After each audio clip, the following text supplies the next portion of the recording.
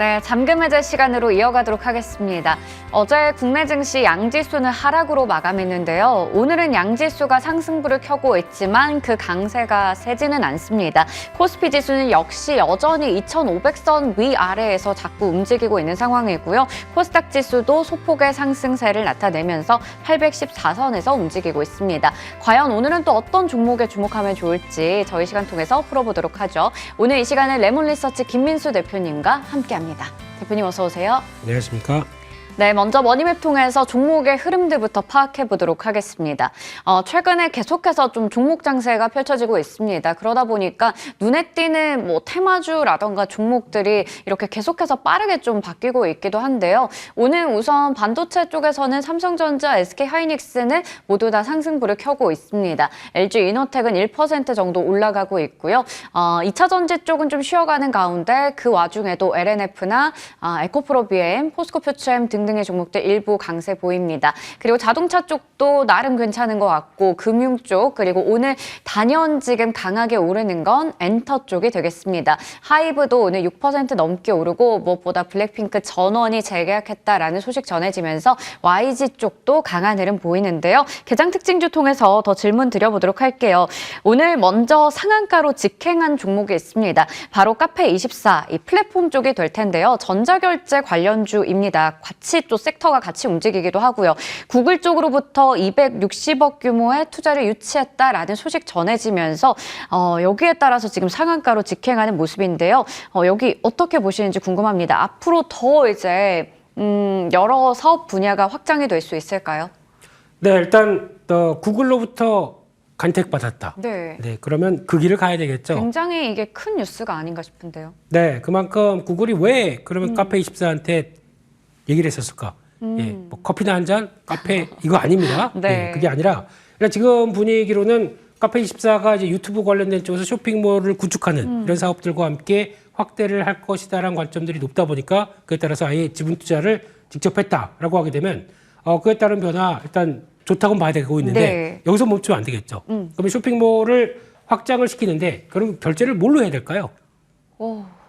전자결제. 네. 네, 전자결제 관련주도 같이 확장해서 봐야 맞아요. 되겠죠. 네. 네, 그런 쪽에서 봤을 때 최근에 좀 무거웠었던 NHN, KCP 같은 경우도 예전에 한국사회부결제 같은 경우도 이제 다시 반등이 나오기 시작하고 게다가 이쪽이 또 연결될 수 있는 게 좀 최근에 많이 또 핫한 게 STO입니다. 네. STO를 하기 위해서는 또 NFT 또 전자결제 맞아요. 쪽으로 다 확장 전자 쪽이죠. 네. 나갈 수 있겠죠. 게다가 또 알리익스프레스가 그렇게 네. 인기인데, 맞아요. 네, 그러면 그와 함께 또 커갈 수 있는 섹터. 그러면은 제가 보기에는 그를 또 쫓아갈 만한 흐름들이 나온다라고 하게 되면 전자결제 관련된 종목들 흐름들 체크하고 보시는 게 좋지 않나 생각되고 있고 그동안에 좀 무거웠었던 다날 같은 경우가 좀 움직임이 나오고 있기 때문에 그런 변화도 한번 같이 보시면서 흐름들을 맞춰가는 전략들이 좀 좋지 않을까 생각되고 있습니다. 네, 이게 지금 카페24 하나만 우리가 볼 게 아니라 이제 관련해서 여러 가지 쪽으로 온기가 확산된다라는 걸 체크해 볼 수가 있습니다. 최근에 토큰 증권 관련주도 굉장히 핫했고요.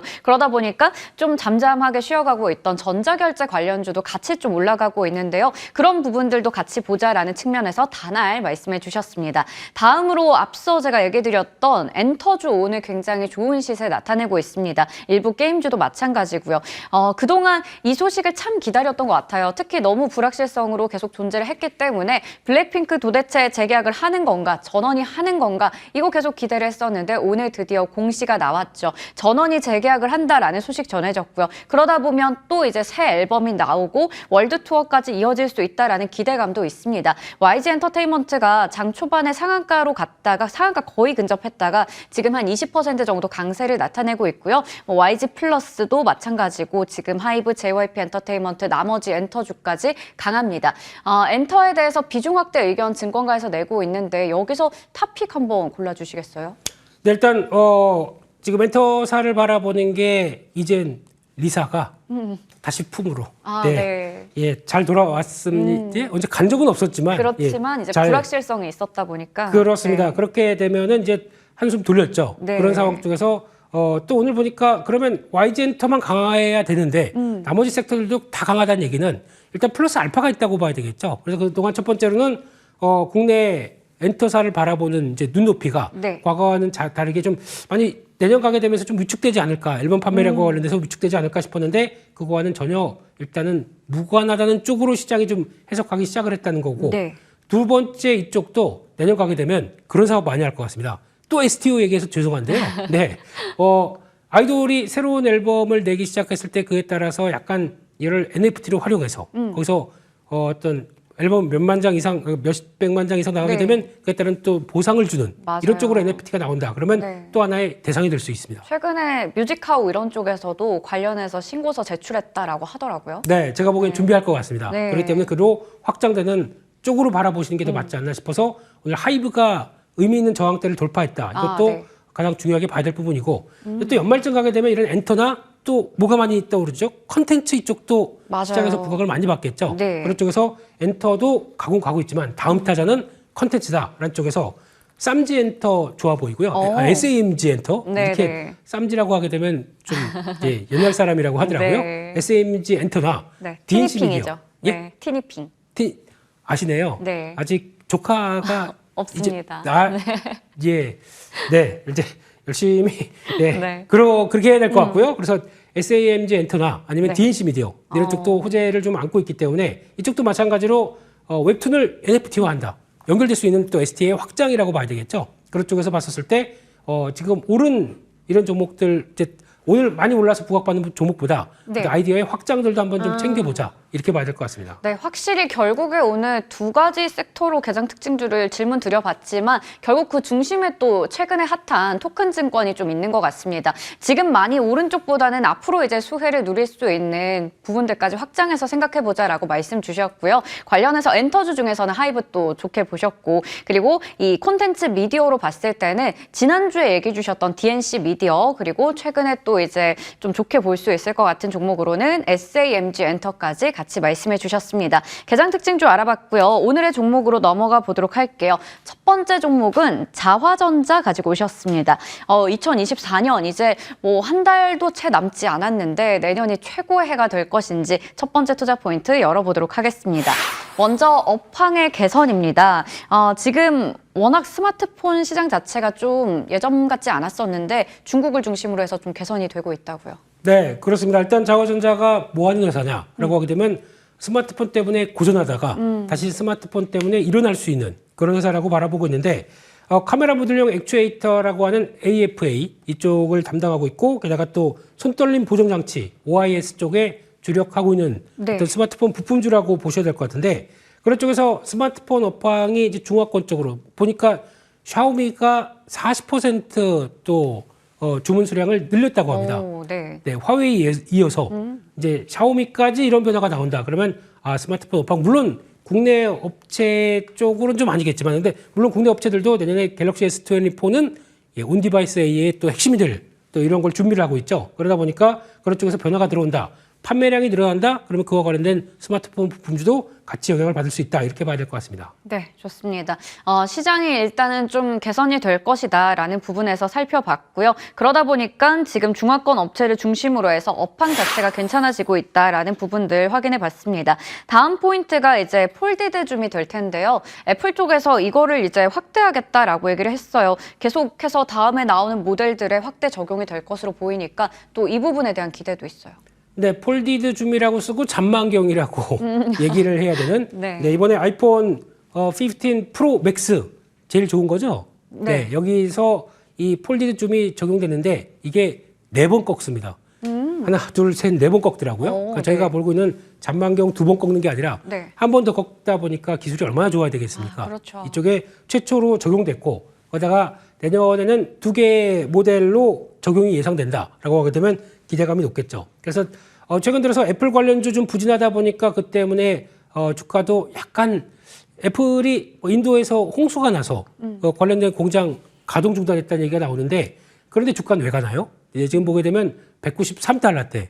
그래서 조만간 200달러 넘어가서 나 살아있어 이런 거 보여줄 회사라고 보여지고 있는데 그때쯤 되면은 아이고 조정 나올 때 살 걸 이런 얘기가 들 수가 있겠죠. 그런 쪽에서 애플의 변화는 올해는 좀 그렇다고 하더라도 내년에 대한 기대 충분히 나올 수 있겠다고 바라보고 있습니다. 네, 이 회사 자체는 어쨌든 고객사를 애플도 있고 삼성전자도 있고 그리고 앞서 살펴봤던 중화권 업체들도 있기 때문에 여기서 이제 우리가 뭐 확대해 나가겠다 이런 얘기들이 나오면 당연히 실적도 좀 좋아지지 않을까 싶은데요. 실적은 어떻게 좀 전망이 나오고 있나요? 네, 특이한 게 다 하네요. 네. 애플, 삼성전자, 중화권. 그렇네요. 그러면 웬만한 그러니까 새로운 카메라 모듈이 적용되다 보니까 그에 따라서 변화가 될 수 있는 쪽에 가장 큰 수혜다.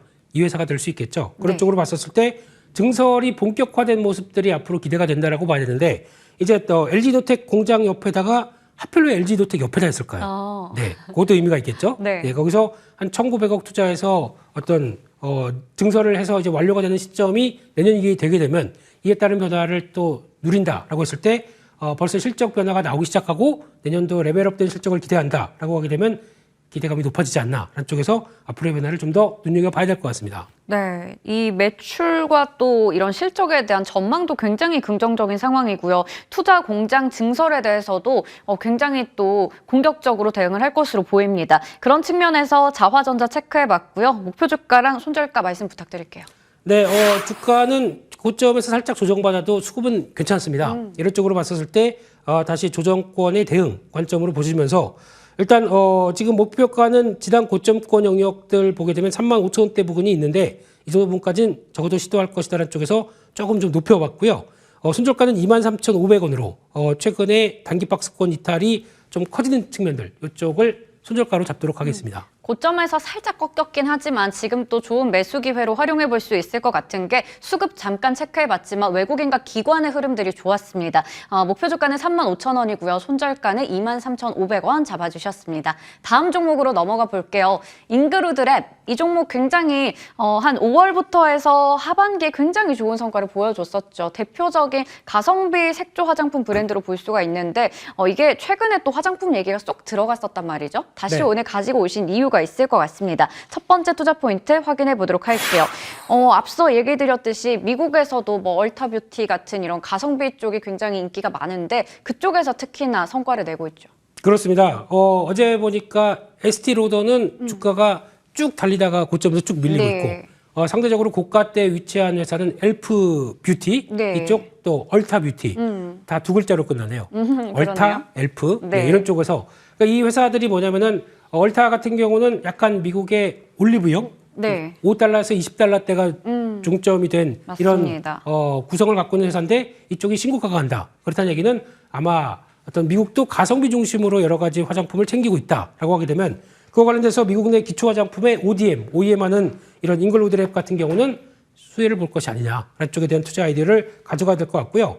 그런 쪽에서 기초 화장품이 한 절반 정도 차지하고 있고 거기다가 기능성 화장품이라고 하는 쪽이 OTC라고 얘기했는데 이쪽이 자외선 차단제 특히 백인 분들은 네. 피부가 하얗다 보니까 또 약간 햇빛 노출에 멜라닌 조금 더 색소. 네. 와, 네. 같은 문과끼리 왜 이러십니까? 네. 그 멜라닌 네. 이 그렇다고 하네요. 그래서 네. 그 색소 부러운데요. 네, 그래서 이런 쪽에서 자외선 차단제가 꼭 필수다라고 하게 네. 되면 이런 쪽에 성과가 나오고 있는 부분들이 한 24%, 색조가 7% 정도 됐는데 네. 최근에 좀 성장하고 있더라고요. 이런 쪽까지 감안한다라고 하게 되면 지금의 조정이 기회가 아닐까 이렇게 바라보고 있습니다.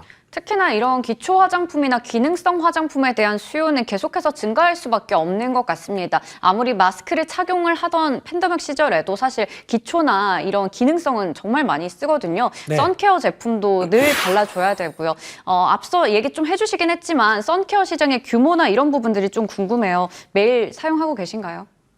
사용했으면 이렇게 안 됐었겠죠. 이렇게 조명이 많은 곳에서도 사용을 해줘야 된다고 들었거든요. 네, 다 흡수하고 있습니다. 네. 죄송합니다. 네. 제가 해야지 누가 하겠습니까? 앵커님을, 앵커님 네. 대신에. 그래서, 지금 선케어 화장품은 미국에서는 수요도 늘어나는 측면들도 있지만은, 이제 또 아웃도어 라이프가 좀 커지다 보니까 거기서 나오는 변화가 나오는 흐름들과 네. 함께, 게다가 또 FDA 승인이 필요하다고 합니다. 그렇기 때문에, 자외선 차단 충분히 되는지, 이거 확인하고, 하다 보니까 이런 쪽에서 내년 같은 경우 승인이 완료된 제품들까지 기대한다라고 하게 되면 특히 유기자차가 있고 무기자차가 있다고 합니다. 맞아요. 묻지 마세요. 네. 문과입니다. 그렇기 때문에 네. 거기서 미네랄을 보유한 무기자차 쪽이 조금 더 성과를 내서 어떤 잉글로드랩의 매출의 확대에 기여할 것이다. 라고 하다 보니까 그에 따른 기대감이 좀 높다고 봐야 될 것 같고요. 그런 측면에서 봤었을 때는 지금 또한 축으로 매출에 의미 있는 비중들이 내년에도 나올 것이다 라고 하게 되면 올해 잘했는데 내년에 꺾일 것이냐 아닙니다. 여전히 확장세로 나갈 가능성이 높다 이렇게 바라보고 있습니다. 네, 지금 또 대표님 말씀하시는 중에 저희 머니투데이 방송 유튜브 채팅창에 김민수 대표님 피부는 지성일까 건성일까 얘기가 나오고 있긴 한데 네, 실적에 대해서도 좀 궁금해집니다. 잉그로드 랩이 실적도 좋은데 지금 올해는 최대 실적에 대한 기대감이 있어요. 네. 지성도 아니고 건성도 아니고 복합성. 열성입니다. 우성도 아닌 열성. 예. 그렇습니다. 그래서 캐퍼는 좀 더 늘어날 걸로 보여지고 있는데 지금 이제 미국의 뉴저지와 한국의 인천에 공장이 있는데 모두 다 가동률이 점점 더 올라오고 있고 특히 이제 미국 같은 경우는 최대 가동률 60-70%대까지는 들어오기 시작한다라고 해서 혹시나 증설 더 해야 되지 않을까 생각하는데 그보다는 대주주가 코스메카 코리아가 있죠. 이쪽의 네. 공장을 활용한다 그러면 아마 충분히 캐파 확장은 나올 수 있겠다라는 쪽에서 앞으로의 기대감은 또 높아진다 이렇게 봐야 될 것 같습니다. 네, 좋습니다. 자, 그렇다면 실적에 대한 기대감도 있고 내년에는 더 좋은 한 해를 보낼 수 있을 것으로 보이는데요. 주가는 오늘 13,000원대 정도에서 위치해 있습니다. 역시나 좀 최근에 잠잠하고 있을 때 이럴 때 한번 노려보는 게 좋을까요? 네, 올해 실적 3분기도 잘 나왔고 올해 최소 영업이익 한 250억대는 나올 걸로 보여지고 있는데 시총이 많이 올랐다고 하더라도 2,500억대다라고 하게 되면 여전히 내년과 함께 성장하는 부분들은 확인할 수 있겠다라고 하게 되면 충분히 지금의 조정을 좀 확인해 보자라는 쪽으로 말씀드리고 싶고요. 따라서 지금 지난 고점대 부근까지 영역을 살펴보고 또다시 레벨업을 시도한다. 그러면 일단 신고가 영역인 16,000원대 정도까지 목표가를 잡아볼 수 있을 것 같고요. 손절가는 11,500원대로 박스권 하단부가 이탈하는 가격을 손절가로 말씀드리겠습니다. 네, 신고가로 일단 목표 주가를 16,000원 잡아주셨고요. 손절가는 11,500원 기억해 보도록 하겠습니다. 지금까지 저희 또 레몬리서치 김민수 대표님과 이야기 자세하게 나눠봤습니다. 고맙습니다. 감사합니다.